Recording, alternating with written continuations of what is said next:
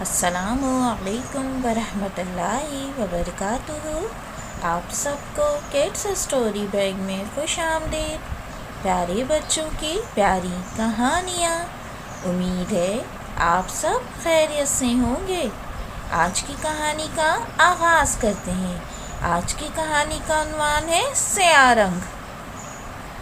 بچوں، آپ نے پینسل تو کئی بار دیکھی ہوگی۔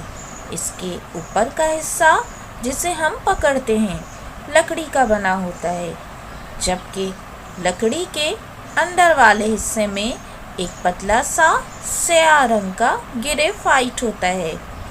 گریفائٹ ایک سیاہ رنگ کے کاربن نامی عنصر سے بنا ہوتا ہے۔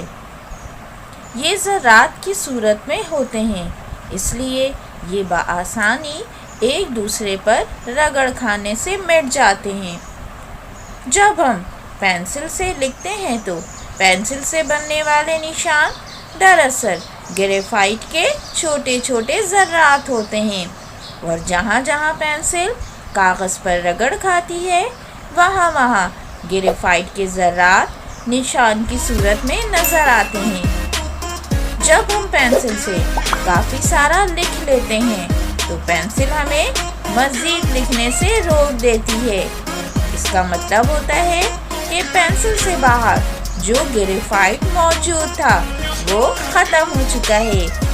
یہاں ہمیں پینسل تراشنے کی ضرورت پڑتی ہے اور ہم پینسل کو چھید کر دوبارہ استعمال کے قابل بناتے ہیں۔ آپ سب سلامت، شاد و آباد رہیں۔ فی امان اللہ۔